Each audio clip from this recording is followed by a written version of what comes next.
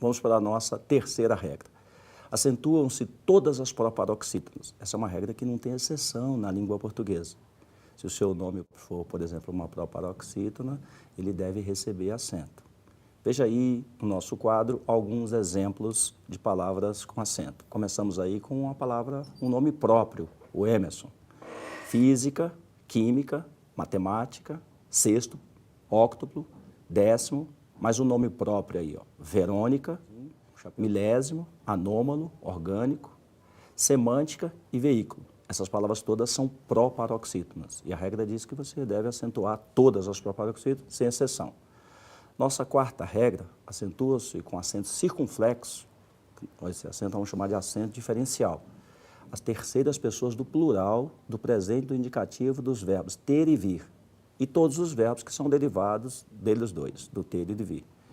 Veja no nosso quadro como ficam essas formas verbais no plural. Lembre-se, você só vai acentuar essas formas no plural. No singular, elas não devem receber acento. Observe. Eles têm, obtêm, retêm, contêm e detêm. Veja que é eles, terceira pessoa do plural.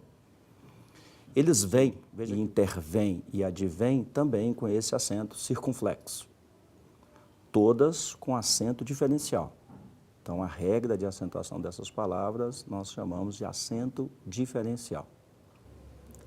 As outras formas verbais, os verbos crer, dar, ler e ver, que do plural ficam creem, deem, leem e veem, perderam acento. Você não deve mais acentuar essas formas no plural. Veja como fica o nosso quadro. Creem, deem, leem e veem, sem acento. Vamos falar da nossa quinta regra. Essa regra nós chamamos de regra do hiato. Hiato é o encontro de duas vogais pronunciadas em sílabas separadas. Acentuam-se todas as letras I e U.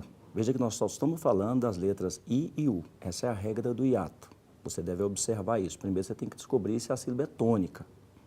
Então você vai acentuar o I e o U quando ele estiver na sílaba tônica. Quando você dividir as sílabas dessas palavras, o I ou U tem que ficar sozinho na sílaba, quando muito seguir de S. Essas palavras nunca são acentuadas quando são seguidas de NH. E também você não põe acento quando tem dois Is ou dois Us.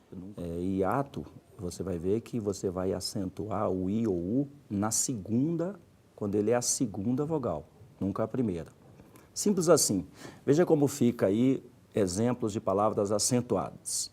Saída, saúde, egoísmo, balaústre, balaústre é corrimão, baú, Piauí, se você é do Piauí, olha aí o seu estado sendo acentuado, saúva e construí-la.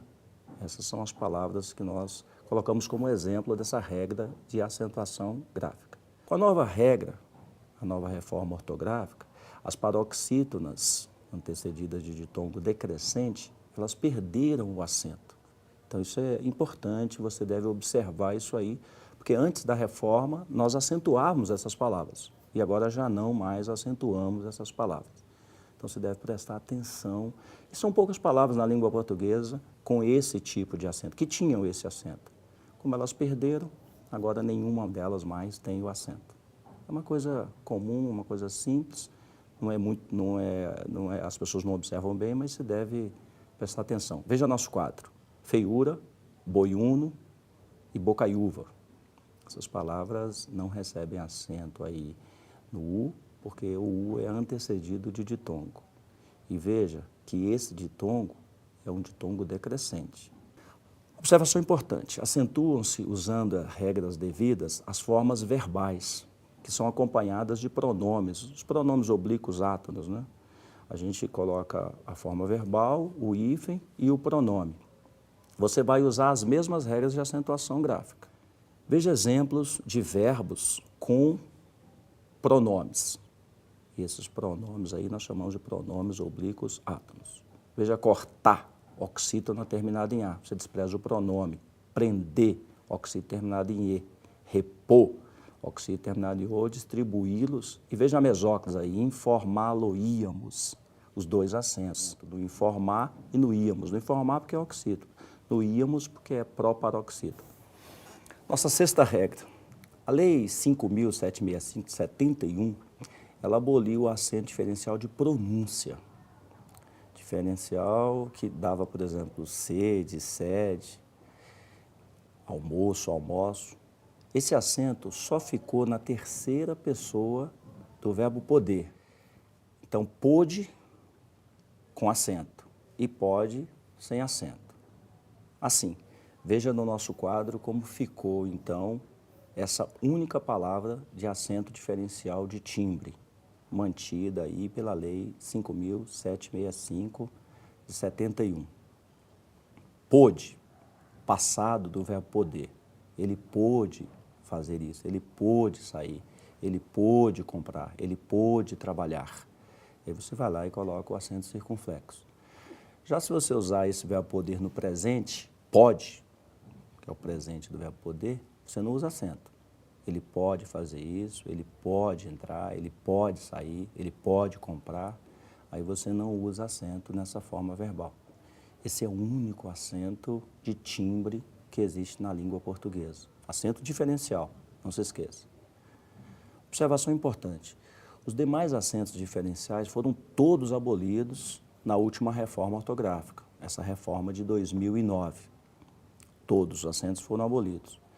Só um acento ficou, só uma palavra com acento ficou, que é a forma verbal por, para diferenciar o verbo por da preposição por.